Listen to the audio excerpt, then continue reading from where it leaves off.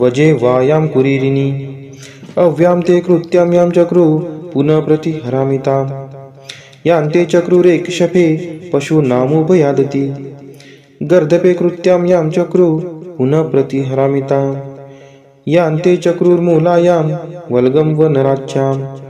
क्षेत्रे कृत्यां यां चक्रु पुनः प्रतिहरामिताम् यान्ते चक्रुर्गार्हपत्ये पूर्वाग्नावुदुच्चितः शालायां कृत्यां यां चक्रु पुनः प्रतिहरामिताम् यान्ते चक्रुसभायां यां चक्रुरधिदेवते अक्षेषु कृत्यां यां चक्रु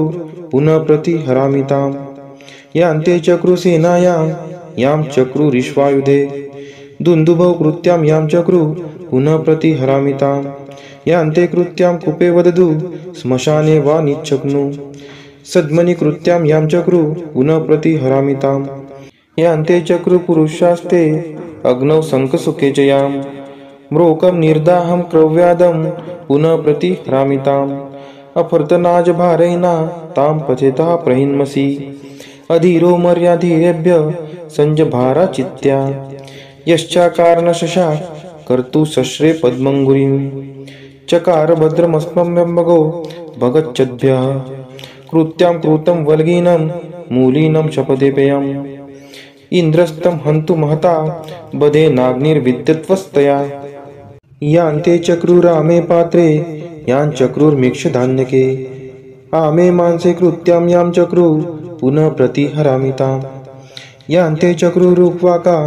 वजे वायां कुरीरिणी अव्यां ते कृत्यां यां चक्रु पुनः प्रतिहरामिताम् यान्ते चक्रुरेक्षपे पशूनामुपयादति गर्दपे कृत्यां यां चक्रु पुनः प्रतिहरामिताम् यान्ते चक्रुर्मूलायां वल्गं वनराज्यां क्षेत्रे कृत्यां यां चक्रु पुनः प्रतिहरामिताम् यान्ते चक्रुर्गार्हपत्ये पूर्वाग्नावुदुच्चितः शालायां कृत्यां यां चक्रु पुनः प्रतिहरामिताम् यान्ते चक्रुसभायां यां चक्रुरधिदेवते अक्षेषु कृत्यां यां चक्रु पुनः प्रतिहरामिताम् यान्ते चक्रुसेनायां यां चक्रुरिश्वायुधे दुन्दुभौ कृत्यां यां चक्रु पुनः प्रतिहरामिताम् यान्ते कृत्यां कुपे वदतु श्मशाने वा निच्छग्नु सद्मनि कृत्यां यां चक्रु पुनः प्रतिहरामिताम् यान्ते चक्रु पुरुषास्ते अग्नौ शङ्खसुखे च यां म्रोकं निर्दाहं क्रव्यादं पुनः प्रतिहरामिताम् अफर्तनाजभारैना तां पचेतः प्रहिन्मसि अधीरो मर्याधीरेभ्य संजभारा चित्त्या यश्चाकारणशशा कर्तु शस्त्रे पद्मङ्गुरीं चकार भद्रमस्मभ्यम्बगो भगच्छद्भ्यः कृत्यां कृतं वल्गीनं मूलीनं शपथेपेयम् इन्द्रस्तं हन्तु महता बधे नाग्निर्विद्युत्वस्तया यान्ते चक्रुरामे पात्रे यां चक्रुर्मिक्षधान्यके आमे मांसे कृत्यां यां चक्रु पुनः प्रतिहरामिताम् यान्ते चक्रुरुक्वाका वजे वायां कुरीरिणी अव्यां ते कृत्यां यां चक्रु पुनः प्रतिहरामिताम् यान्ते चक्रुरेक्षपे पशूनामुपयादति गर्दपे कृत्यां यां चक्रु पुनः प्रतिहरामिताम् यान्ते चक्रुर्मूलायां वल्गं वनराज्यां क्षेत्रे कृत्यां यां चक्रु पुनः प्रतिहरामिताम् यान्ते चक्रुर्गार्हपत्ये पूर्वाग्नावुदुच्चितः शालायां कृत्यां यां चक्रु पुनः प्रतिहरामिताम् यान्ते चक्रुसभायां यां चक्रुरधिदेवते अक्षेषु कृत्यां यां चक्रु पुनः प्रतिहरामिताम् यान्ते चक्रुसेनायां यां चक्रुरिश्वायुधे दुन्दुभौ कृत्यां यां चक्रु पुनः प्रतिहरामिताम् यान्ते कृत्यां कुपे वदतु श्मशाने वा निच्छग्नु सद्मनि कृत्यां यां चक्रु पुनः प्रतिहरामिताम् यान्ते चक्रुपुरुषास्ते अग्नौ शङ्खसुखे च यां म्रोकं निर्दाहं क्रव्यादं पुनः प्रतिहरामिताम् अफर्तनाजभारैना तां पचेतः प्रहिन्मसि अधीरो मर्याधीरेभ्य संजभारा चित्त्या यश्चाकारणशशा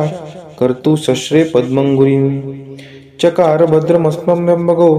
भगच्छद्भ्यः कृत्यां कृतं वल्गीनं मूलीनं शपथेपेयम् इंद्रस्तं हन्तु महता बधेनाग्निर्विद्युत्वस्तया यान्ते चक्रुरामे पात्रे याञ्चक्रुर्मीक्षधान्यके आमे मांसे कृत्यां यां चक्रु पुनः प्रतिहरामिताम् यान्ते चक्रुरुक्वाका वजे वायां कुरीरिणी अव्यां ते कृत्यां यां चक्रु पुनः प्रतिहरामिताम् यान्ते चक्रुरेक्षपे पशूनामुपयादति गर्दपे कृत्यां यां चक्रु पुनः प्रतिहरामिताम् यान्ते चक्रुर्मूलायां वल्गं वनराच्यां क्षेत्रे कृत्यां यां चक्रु पुनः प्रतिहरामिताम् यान्ते चक्रुर्गार्हपत्ये पूर्वाग्नावुदुच्चितः शालायां कृत्यां यां चक्रु पुनः प्रतिहरामिताम् यान्ते चक्रुसभायां यां चक्रुरधिदेवते अक्षेषु कृत्यां यां चक्रु पुनः प्रतिहरामिताम् यान्ते चक्रुसेनायां यां चक्रुरिश्वायुधे दुन्दुभौ कृत्यां यां चक्रु पुनः प्रतिहरामिताम् यान्ते कृत्यां कुपे वदतु श्मशाने वा निच्छग्नु सद्मनि कृत्यां यां चक्रु पुनः प्रतिहरामिताम् यान्ते चक्रुपुरुषास्ते अग्नौ शङ्खसुखे च यां म्रोकं निर्दाहं क्रव्यादं पुनः प्रतिहरामिताम् अफर्तनाजभारैना तां पचेतः प्रहिन्मसि अधीरो मर्याधीरेभ्य संजभारा चित्त्या यश्चाकारणशशा कर्तु शस्त्रे पद्मङ्गुरीं चकार भद्रमस्मभ्यम्बगो भगच्छद्भ्यः कृत्यां कृतं वल्गीनं मूलीनं शपथेपेयम् इंद्रस्तं हन्तु महता बधेनाग्निर्विद्युत्वस्तया यान्ते चक्रुरामे पात्रे याञ्चक्रुर्मीक्षधान्यके आमे मांसे कृत्यां यां चक्रु पुनः प्रतिहरामिताम् यान्ते चक्रुरुक्वाका वजे वायां कुरीरिणी अव्यां ते कृत्यां यां चक्रु पुनः प्रतिहरामिताम् यान्ते चक्रुरेक्षपे पशूनामुपयादति गर्दपे कृत्यां यां चक्रु पुनः प्रतिहरामिताम् यान्ते चक्रुर्मूलायां वल्गं वनराच्यां क्षेत्रे कृत्यां यां चक्रु पुनः प्रतिहरामिताम् यान्ते चक्रुर्गार्हपत्ये पूर्वाग्नावुदुच्चितः शालायां कृत्यां यां चक्रु पुनः प्रतिहरामिताम् यान्ते चक्रुसभायां यां चक्रुरधिदेवते अक्षेषु कृत्यां यां चक्रु पुनः प्रतिहरामिताम् यान्ते चक्रुसेनायां यां चक्रुरिश्वायुधे दुन्दुभौ कृत्यां यां चक्रु पुनः प्रतिहरामिताम् यान्ते कृत्यां कुपे वदतु श्मशाने वा निच्छग्नु सद्मनि कृत्यां यां चक्रु पुनः प्रतिहरामिताम् यान्ते चक्रुपुरुषास्ते अग्नौ शङ्खसुखे च यां म्रोकं निर्दाहं क्रव्यादं पुनः प्रतिहरामिताम् अफर्तनाजभारैना तां पचेतः प्रहिन्मसि अधीरो मर्याधीरेभ्य संजभारा चित्त्या यश्चाकारणशशा कर्तु शस्त्रे पद्मङ्गुरीं चकार भद्रमस्मभ्यम्बगो भगच्छद्भ्यः कृत्यां कृतं वल्गीनं मूलीनं शपथेपेयम् इंद्रस्तं हन्तु महता बधेनाग्निर्विद्युत्वस्तया यान्ते चक्रुरामे पात्रे याञ्चक्रुर्मीक्षधान्यके आमे मांसे कृत्यां यां चक्रु पुनः प्रतिहरामिताम् यान्ते चक्रुरुक्वाका वजे वायां कुरीरिणी अव्यां ते कृत्यां यां चक्रु पुनः प्रतिहरामिताम् यान्ते चक्रुरेक्षपे पशूनामुपयादति गर्दपे कृत्यां यां चक्रु पुनः प्रतिहरामिताम् यान्ते चक्रुर्मूलायां वल्गं वनराच्यां क्षेत्रे कृत्यां यां चक्रु पुनः प्रतिहरामिताम् यान्ते चक्रुर्गार्हपत्ये पूर्वाग्नावुदुच्चितः शालायां कृत्यां यां चक्रु पुनः प्रतिहरामिताम् यान्ते चक्रुसभायां यां चक्रुरधिदेवते अक्षेषु कृत्यां यां चक्रु पुनः प्रतिहरामिताम् यान्ते चक्रुसेनायां यां चक्रुरिश्वायुधे दुन्दुभौ कृत्यां यां चक्रु पुनः प्रतिहरामिताम् यान्ते कृत्यां कुपे वदतु श्मशाने वा निच्छग्नु सद्मनि कृत्यां यां चक्रु पुनः प्रतिहरामिताम् यान्ते चक्रुपुरुषास्ते अग्नौ शङ्खसुखे च यां म्रोकं निर्दाहं क्रव्यादं पुनः प्रतिहरामिताम् अफर्तनाज भारैना तां पचेता प्रहिन्मसि अधीरो मर्याधीरेभ्य संजभारा चित्त्या यश्चाकारणशशा कर्तु सश्रे पद्मंगुरीं चकार भद्रमस्मभ्यम्बगो भगच्छद्भ्यः कृत्यां कृतं वल्गीनं मूलीनं शपथेपेयम् इंद्रस्तं हन्तु महता बधे नाग्निर्विद्यत्वस्तया यान्ते चक्रुरामे पात्रे यां चक्रुर्मीक्षधान्यके आमे मांसे कृत्यां यां चक्रु पुनः प्रतिहरामि तां यान्ते चक्रुरुक्वाका वजे वायां कुरीरिणी अव्यां ते कृत्यां यां चक्रु पुनः प्रतिहरामि तां यान्ते चक्रुरेक्षपे पशूनामुपयादति गर्दपे कृत्यां यां चक्रु पुनः प्रतिहरामि तां यान्ते चक्रुर्मूलायां वल्गं वनराच्यां क्षेत्रे कृत्यां यां चक्रु पुनः प्रतिहरामि तां यान्ते चक्रुर्गार्हपत्ये पूर्वाग्नावुदुच्चितः शालायां कृत्यां यां चक्रु पुनः प्रतिहरामि तां यान्ते चक्रुसभायां यां चक्रुरधिदेवते अक्षेषु कृत्यां यां चक्रु पुनः प्रतिहरामि तां यान्ते चक्रुसेनायां यां चक्रुरिश्वायुधे दुन्दुभौ कृत्यां यां चक्रु पुनः प्रतिहरामि तां यान्ते कृत्यां कूपे वदतु श्मशाने वा निच्छग्नु सद्मनि कृत्यां यां चक्रु पुनः प्रतिहरामि तां यान्ते चक्रुपुरुषास्ते अग्नौ शङ्खसुखे च यां म्रोकं निर्दाहं क्रव्यादं पुनः प्रतिहरामि ताम् अफर्तनाज भारैना तां पचेता प्रहिन्मसि अधीरो मर्याधीरेभ्य संजभारा चित्त्या यश्चाकारणशशा कर्तु सश्रे पद्मंगुरीं चकार भद्रमस्मभ्यम्बगो भगच्छद्भ्यः कृत्यां कृतं वल्गीनं मूलीनं शपथेपेयम् इंद्रस्तं हन्तु महता बधे नाग्निर्विद्यत्वस्तया यान्ते चक्रुरामे पात्रे यां चक्रुर्मीक्षधान्यके आमे मांसे कृत्यां यां चक्रु पुनः प्रतिहरामि तां यान्ते चक्रुरुक्वाका वजे वायां कुरीरिणी अव्यां ते कृत्यां यां चक्रु पुनः प्रतिहरामि तां यान्ते चक्रुरेक्षपे पशूनामुपयादति गर्दपे कृत्यां यां चक्रु पुनः प्रतिहरामि तां यान्ते चक्रुर्मूलायां वल्गं वनराच्यां क्षेत्रे कृत्यां यां चक्रु पुनः प्रतिहरामि तां यान्ते चक्रुर्गार्हपत्ये पूर्वाग्नावुदुच्चितः शालायां कृत्यां यां चक्रु पुनः प्रतिहरामि तां यान्ते चक्रुसभायां यां चक्रुरधिदेवते अक्षेषु कृत्यां यां चक्रु पुनः प्रतिहरामि तां यान्ते चक्रुसेनायां यां चक्रुरिश्वायुधे दुन्दुभौ कृत्यां यां चक्रु पुनः प्रतिहरामि तां यान्ते कृत्यां कूपे वदतु श्मशाने वा निच्छग्नु सद्मनि कृत्यां यां चक्रु पुनः प्रतिहरामि तां यान्ते चक्रुपुरुषास्ते अग्नौ शङ्खसुखे च यां म्रोकं निर्दाहं क्रव्यादं पुनः प्रतिहरामि ताम् अफर्तनाज भारैना तां पचेता प्रहिन्मसि अधीरो मर्याधीरेभ्य संजभारा चित्त्या यश्चाकारणशशा कर्तु सश्रे पद्मंगुरीं चकार भद्रमस्मभ्यम्बगो भगच्छद्भ्यः कृत्यां कृतं वल्गीनं मूलीनं शपथेपेयम् इंद्रस्तं हन्तु महता बधे नाग्निर्विद्यत्वस्तया यान्ते चक्रुरामे पात्रे यां चक्रुर्मीक्षधान्यके आमे मांसे कृत्यां यां चक्रु पुनः प्रतिहरामि तां यान्ते चक्रुरुक्वाका वजे वायां कुरीरिणी अव्यां ते कृत्यां यां चक्रु पुनः प्रतिहरामि तां यान्ते चक्रुरेक्षपे पशूनामुपयादति गर्दपे कृत्यां यां चक्रु पुनः प्रतिहरामि तां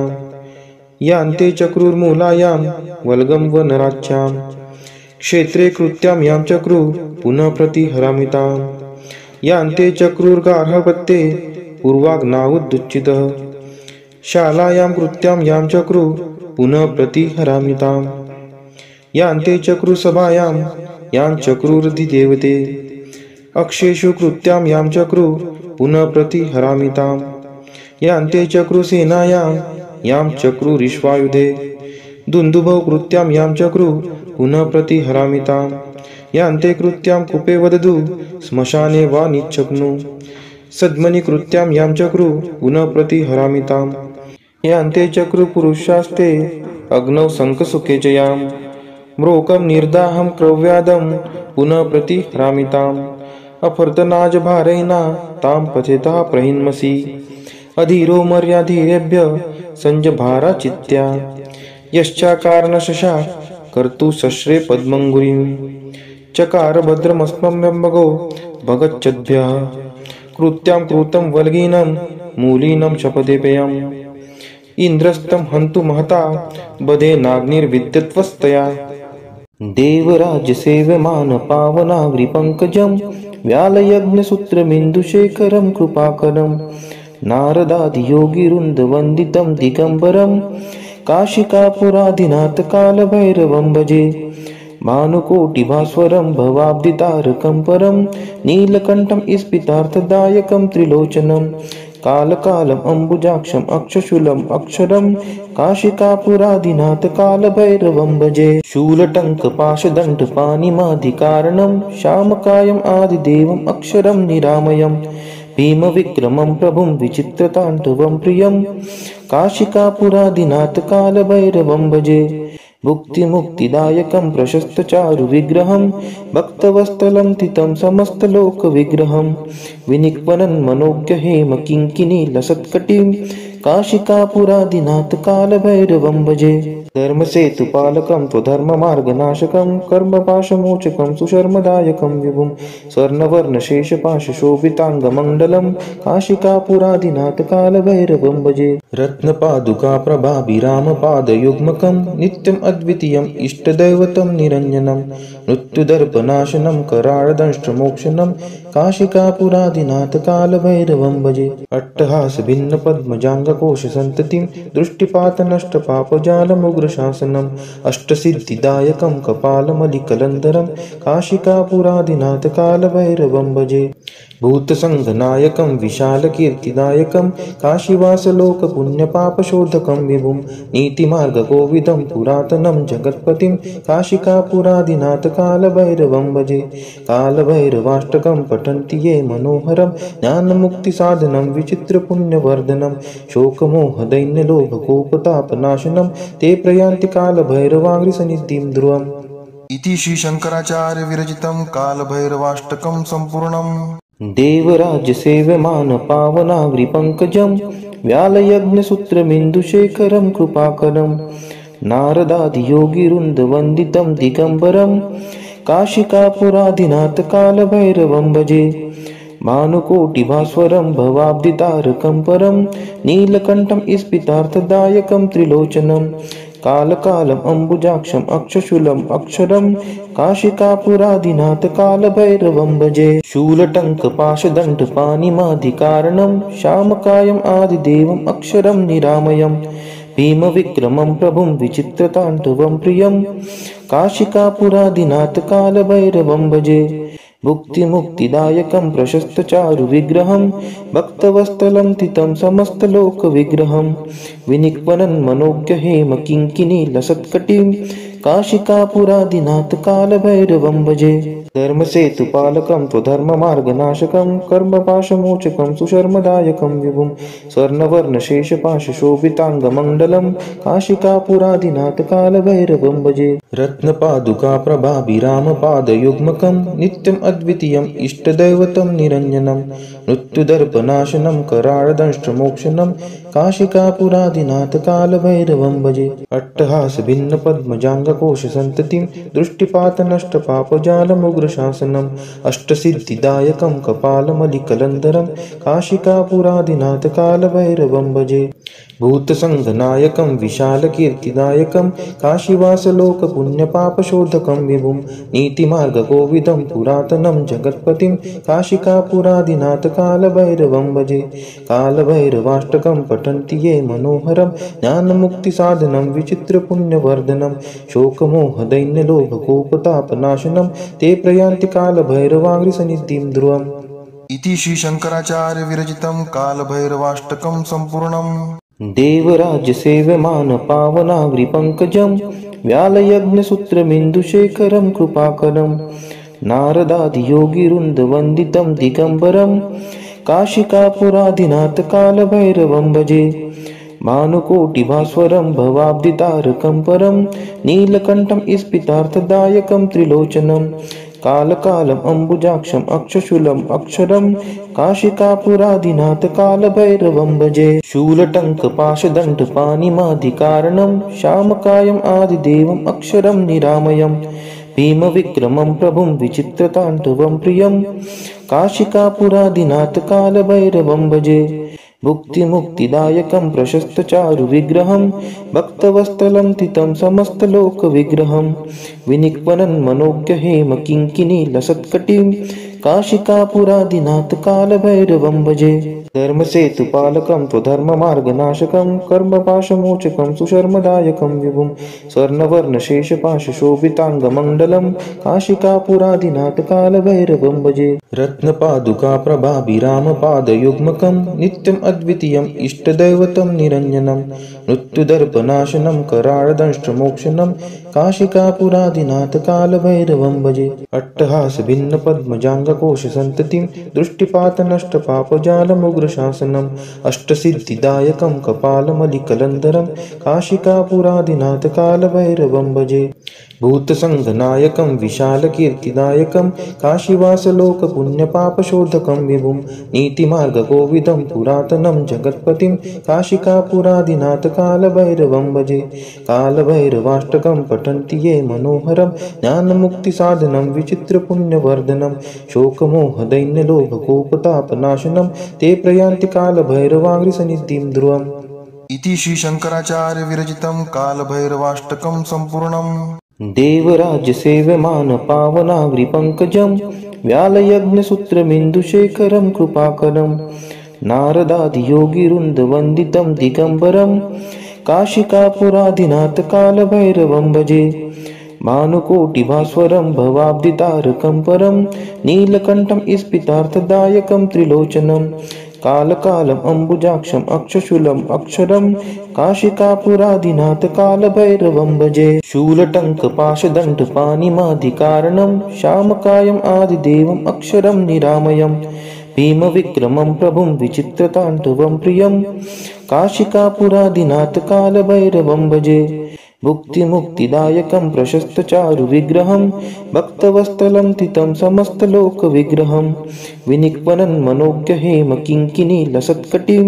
काशिकापुराधिनाथकालभैरवं भजे धर्मसेतुपालकं त्वधर्ममार्गनाशकं कर्मपाशमोचकं सुशर्मदायकं विभुं स्वर्णवर्णशेषपाशशोभिताङ्गमण्डलं काशिकापुराधिनाथकालभैरवं भजे रत्नपादुकाप्रभाभिरामपादयुग्मकं नित्यम् अद्वितीयम् इष्टदैवतं निरञ्जनं मृत्युदर्पनाशनं कराळदंष्ट्रमोक्षणं काशिकापुराधिनाथकालभैरवं भजे अट्टहासभिन्नपद्मजाङ्गकोशसन्ततिं दृष्टिपातनष्टपापजालमुग्रशासनम् अष्टसिद्धिदायकं कपालमलिकलन्धरं काशिकापुराधिनाथकालभैरवं भजे भूतसङ्घनायकं विशालकीर्तिदायकं काशीवासलोकपुण्यपापशोधकं विभुं नीतिमार्गकोविदं पुरातनं जगत्पतिं काशिकापुराधिनाथकालभैरवं भजे कालभैरवाष्टकं पठन्ति ये मनोहरं ज्ञानमुक्तिसाधनं विचित्रपुण्यवर्धनं शोकमोहदैन्यलोभकोपतापनाशनं ते प्रयान्ति कालभैरवाङ्घ्रिसन्निधिं ध्रुवम् इति श्रीशङ्कराचार्यविरचितं कालभैरवाष्टकं सम्पूर्णम्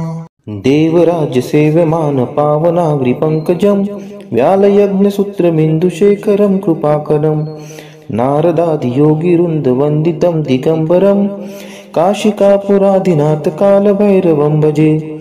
भानुकोटिभास्वरं भवाब्धितारकं परं नीलकण्ठं स्फितार्थदायकं त्रिलोचनं कालकालम् अम्बुजाक्षम् अक्षशूलम् अक्षरं काशिकापुराधिनाथकालभैरवं भजे शूलटङ्कपाशदण्डपाणिमादिकारणं श्यामकायम् आदिदेवम् अक्षरं निरामयम्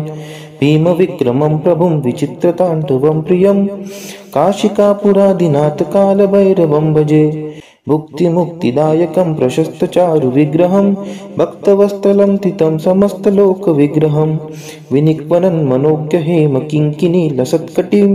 काशिकापुरादिनाथ कालभैरवं भजे। धर्मसेतुपालकं त्वधर्ममार्गनाशकं कर्मपाशमोचकं सुशर्मदायकं विभुं स्वर्णवर्णशेषपाशशोभिताङ्गमण्डलं काशिकापुरादिनाथ कालभैरवं भजे। रत्नपादुकाप्रभाभिरामपादयुग्मकं नित्यम् अद्वितीयम् इष्टदैवतं निरञ्जनं मृत्युदर्पनाशनं कराळदंष्ट्रमोक्षणं काशिकापुरादिनाथ कालभैरवं भजे। अट्टहासभिन्नपद्मजाङ्गकोशसन्ततिं दृष्टिपातनष्टपापजालमुग्रशासनम् अष्टसिद्धिदायकं कपालमलिकलन्धरं काशिकापुरादिनाथ कालभैरवं भजे।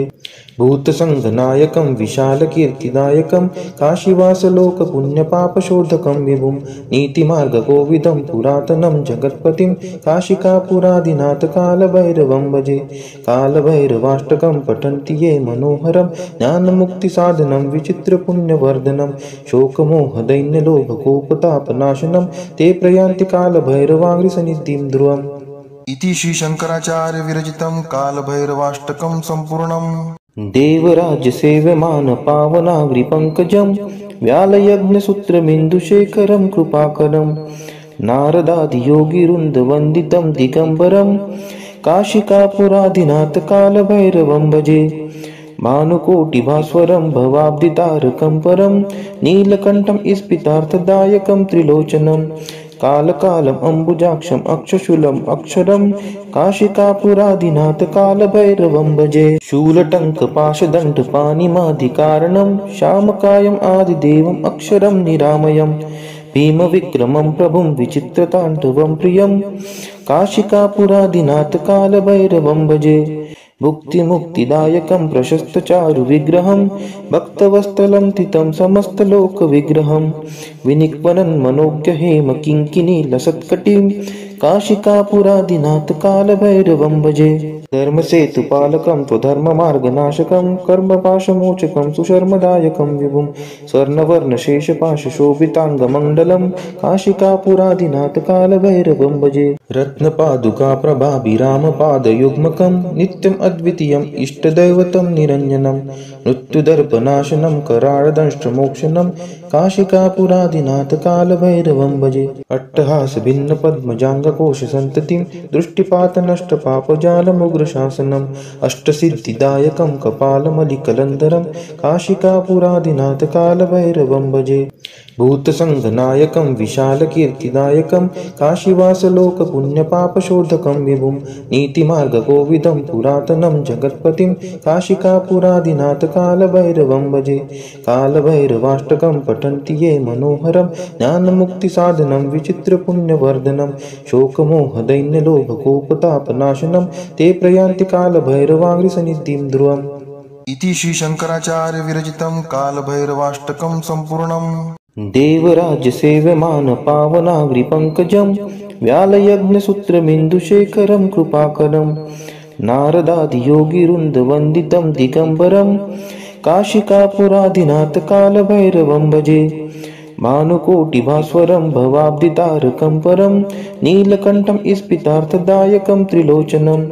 कालकालम् अम्बुजाक्षम् अक्षशूलम् अक्षरं काशिकापुरादिनाथ कालभैरवं भजे। शूलटङ्कपाशदण्डपाणिमादिकारणं श्यामकायम् आदिदेवम् अक्षरं निरामयम् भीमविक्रमं प्रभुं विचित्रताण्डवं प्रियं काशिकापुरादिनाथ कालभैरवं भजे। भुक्तिमुक्तिदायकं प्रशस्तचारुविग्रहं भक्तवत्सलं तितं समस्तलोकविग्रहं विनिक्वनं मनोज्ञहेम किङ्किणीलसत्कटिं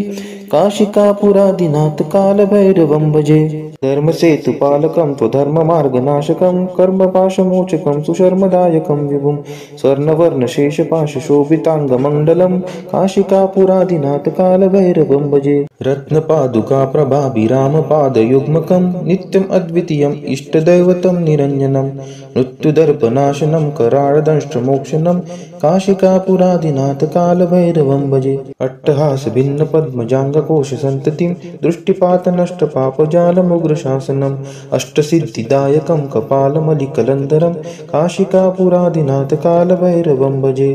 भूतसङ्घनायकं विशालकीर्तिदायकं काशीवासलोकपुण्यपापशोधकं विभुं नीतिमार्गकोविदं पुरातनं जगत्पतिं काशिकापुरादिनाथ कालभैरवं भजे। कालभैरवाष्टकं पठन्ति ये मनोहरं ज्ञानमुक्तिसाधनं विचित्रपुण्यवर्धनं शोकमोहदैन्यलोभकोपतापनाशनं ते प्रयान्ति कालभैरवाङ्घ्रिसन्निधिं ध्रुवम्। इति श्रीशङ्कराचार्य विरचितं कालभैरवाष्टकं सम्पूर्णम्। देवराज्यसेव्यमान पावनाग्रिपङ्कजं व्यालयज्ञसूत्रमिन्दुशेखरं कृपाकरं नारदादियोगिवृन्दवन्दितं दिगम्बरं काशिकापुरादिनाथ कालभैरवं भजे। भानुकोटिभास्वरं भवाब्धितारकं परं नीलकण्ठं स्फितार्थदायकं त्रिलोचनं कालकालम् अम्बुजाक्षम् अक्षशूलम् अक्षरं काशिकापुरादिनाथ कालभैरवं भजे। शूलटङ्कपाशदण्डपाणिमादिकारणं श्यामकायम् आदिदेवम् अक्षरं निरामयम् भीमविक्रमं प्रभुं विचित्रताण्डवं प्रियं काशिकापुरादिनाथ कालभैरवं भजे। भुक्तिमुक्तिदायकं प्रशस्तचारुविग्रहं भक्तवत्सलं तितं समस्तलोकविग्रहं विनिक्वनं मनोज्ञहेम किङ्किणीलसत्कटिं काशिकापुरादिनाथ कालभैरवं भजे। धर्मसेतुपालकं त्वधर्ममार्गनाशकं कर्मपाशमोचकं सुशर्मदायकं विभुं स्वर्णवर्णशेषपाशशोभिताङ्गमण्डलं काशिकापुरादिनाथ कालभैरवं भजे। रत्नपादुकाप्रभाभिरामपादयुग्मकं नित्यम् अद्वितीयम् इष्टदैवतं निरञ्जनं मृत्युदर्पनाशनं कराळदंष्ट्रमोक्षणं काशिकापुरादिनाथ कालभैरवं भजे। अट्टहास भिन्न पद्मजाङ्गकोश सन्ततिं दृष्टिपात नष्ट पापजालमुग्रशासनम् अष्टसिद्धिदायकं कपालमलिकलन्धरं काशिकापुरादिनाथ कालभैरवं भजे। भूतसङ्घनायकं विशालकीर्तिदायकं काशीवासलोकपुण्यपापशोधकं विभुं नीतिमार्गकोविदं पुरातनं जगत्पतिं काशिकापुरादिनाथ कालभैरवं भजे। कालभैरवाष्टकं पठन्ति ये मनोहरं ज्ञानमुक्तिसाधनं विचित्रपुण्यवर्धनं शोकमोहदैन्यलोभकोपतापनाशनं ते प्रयान्ति कालभैरवाङ्घ्रिसन्निधिं ध्रुवम्। इति श्रीशङ्कराचार्य विरचितं कालभैरवाष्टकं सम्पूर्णम्। देवराज्यसेव्यमान पावनाग्रिपङ्कजं व्यालयज्ञसूत्रमिन्दुशेखरं कृपाकरं नारदादियोगिवृन्दवन्दितं दिगम्बरं काशिकापुरादिनाथ कालभैरवं भजे। भानुकोटिभास्वरं भवाब्धितारकं परं नीलकण्ठं स्फितार्थदायकं त्रिलोचनं कालकालम् अम्बुजाक्षम् अक्षशूलम् अक्षरं काशिकापुरादिनाथ कालभैरवं भजे। शूलटङ्कपाशदण्डपाणिमादिकारणं श्यामकायम् आदिदेवम् अक्षरं निरामयम् भीमविक्रमं प्रभुं विचित्रताण्डवं प्रियं काशिकापुरादिनाथ कालभैरवं भजे। भुक्तिमुक्तिदायकं प्रशस्तचारुविग्रहं भक्तवत्सलं तितं समस्तलोकविग्रहं विनिक्वनं मनोज्ञहेम किङ्किणीलसत्कटिं काशिकापुरादिनाथ कालभैरवं भजे। धर्मसेतुपालकं त्वधर्ममार्गनाशकं कर्मपाशमोचकं सुशर्मदायकं विभुं स्वर्णवर्णशेषपाशशोभिताङ्गमण्डलं काशिकापुरादिनाथ कालभैरवं भजे। रत्नपादुकाप्रभाभिरामपादयुग्मकं नित्यम् अद्वितीयम् इष्टदैवतं निरञ्जनं मृत्युदर्पनाशनं कराळदंष्ट्रमोक्षणं काशिकापुरादिनाथ कालभैरवं भजे। अट्टहास भिन्न पद्मजाङ्गकोश सन्ततिं दृष्टिपात नष्ट पापजालमुग्रशासनम् अष्टसिद्धिदायकं कपालमलिकलन्धरं काशिकापुरादिनाथ कालभैरवं भजे। भूतसङ्घनायकं विशालकीर्तिदायकं काशीवासलोकपुण्यपापशोधकं विभुं नीतिमार्गकोविदं पुरातनं जगत्पतिं काशिकापुरादिनाथ कालभैरवं भजे। कालभैरवाष्टकं पठन्ति ये मनोहरं ज्ञानमुक्तिसाधनं विचित्रपुण्यवर्धनं शोकमोहदैन्यलोभकोपतापनाशनं ते प्रयान्ति कालभैरवाङ्घ्रिसन्निधिं ध्रुवम्। इति श्रीशङ्कराचार्य विरचितं कालभैरवाष्टकं सम्पूर्णम्। देवराज्यसेव्यमान पावनाग्रिपङ्कजं व्यालयज्ञसूत्रमिन्दुशेखरं कृपाकरं नारदादियोगिवृन्दवन्दितं दिगम्बरं काशिकापुराधिनाथकालभैरवं भजे भानुकोटिभास्वरं भवाब्धितारकं परं नीलकण्ठं स्फितार्थदायकं त्रिलोचनं कालकालम् अम्बुजाक्षम् अक्षशूलम् अक्षरं काशिकापुराधिनाथकालभैरवं भजे शूलटङ्कपाशदण्डपाणिमादिकारणं श्यामकायम् आदिदेवम् अक्षरं निरामयम् भीमविक्रमं प्रभुं विचित्रताण्डवं प्रियं काशिकापुराधिनाथकालभैरवं भजे भुक्तिमुक्तिदायकं प्रशस्तचारुविग्रहं भक्तवत्सलं तितं समस्तलोकविग्रहं विनिक्वनं मनोज्ञहेम किङ्किणीलसत्कटिं काशिकापुराधिनाथकालभैरवं भजे धर्मसेतुपालकं त्वधर्ममार्गनाशकं कर्मपाशमोचकं सुशर्मदायकं विभुं स्वर्णवर्णशेषपाशशोभिताङ्गमण्डलं काशिकापुराधिनाथकालभैरवं भजे रत्नपादुकाप्रभाभिरामपादयुग्मकं नित्यम् अद्वितीयम् इष्टदैवतं निरञ्जनं मृत्युदर्पनाशनं कराळदंष्ट्रमोक्षणं काशिकापुराधिनाथकालभैरवं भजे अट्टहासभिन्नपद्मजाङ्गकोशसन्ततिं दृष्टिपातनष्टपापजालमुग्रशासनम् अष्टसिद्धिदायकं कपालमलिकलन्धरं काशिकापुराधिनाथकालभैरवं भजे भूतसङ्घनायकं विशालकीर्तिदायकं काशीवासलोकपुण्यपापशोधकं विभुं नीतिमार्गकोविदं पुरातनं जगत्पतिं काशिकापुराधिनाथकालभैरवं भजे कालभैरवाष्टकं पठन्ति ये मनोहरं ज्ञानमुक्तिसाधनं विचित्रपुण्यवर्धनं शोकमोहदैन्यलोभकोपतापनाशनं ते प्रयान्ति कालभैरवाङ्घ्रिसन्निधिं ध्रुवम् इति श्रीशङ्कराचार्यविरचितं कालभैरवाष्टकं सम्पूर्णम् देवराज्यसेव्यमानपावनाग्रिपङ्कजं व्यालयज्ञसूत्रमिन्दुशेखरं कृपाकरं नारदादियोगिवृन्दवन्दितं दिगम्बरं काशिकापुराधिनाथकालभैरवं भजे भानुकोटिभास्वरं भवाब्धितारकं परं नीलकण्ठं स्फितार्थदायकं त्रिलोचनं कालकालम् अम्बुजाक्षम् अक्षशूलम् अक्षरं काशिकापुराधिनाथकालभैरवं भजे शूलटङ्कपाशदण्डपाणिमादिकारणं श्यामकायम् आदिदेवम् अक्षरं निरामयम् भीमविक्रमं प्रभुं विचित्रताण्डवं प्रियं काशिकापुराधिनाथकालभैरवं भजे भुक्तिमुक्तिदायकं प्रशस्तचारुविग्रहं भक्तवत्सलं तितं समस्तलोकविग्रहं विनिक्वनं मनोज्ञहेम किङ्किणीलसत्कटिं काशिकापुराधिनाथकालभैरवं भजे धर्मसेतुपालकं त्वधर्ममार्गनाशकं कर्मपाशमोचकं सुशर्मदायकं विभुं स्वर्णवर्णशेषपाशशोभिताङ्गमण्डलं काशिकापुराधिनाथकालभैरवं भजे रत्नपादुकाप्रभाभिरामपादयुग्मकं नित्यम् अद्वितीयम् इष्टदैवतं निरञ्जनं मृत्युदर्पनाशनं कराळदंष्ट्रमोक्षणं काशिकापुराधिनाथकालभैरवं भजे अट्टहासभिन्नपद्मजाङ्गकोशसन्ततिं दृष्टिपातनष्टपापजालमुग्रशासनम् अष्टसिद्धिदायकं कपालमलिकलन्धरं काशिकापुराधिनाथकालभैरवं भजे भूतसङ्घनायकं विशालकीर्तिदायकं काशीवासलोकपुण्यपापशोधकं विभुं नीतिमार्गकोविदं पुरातनं जगत्पतिं काशिकापुराधिनाथकालभैरवं भजे कालभैरवाष्टकं पठन्ति ये मनोहरं ज्ञानमुक्तिसाधनं विचित्रपुण्यवर्धनं शोकमोहदैन्यलोभकोपतापनाशनं ते प्रयान्ति कालभैरवाङ्घ्रिसन्निधिं ध्रुवम् इति श्रीशङ्कराचार्यविरचितं कालभैरवाष्टकं सम्पूर्णम्।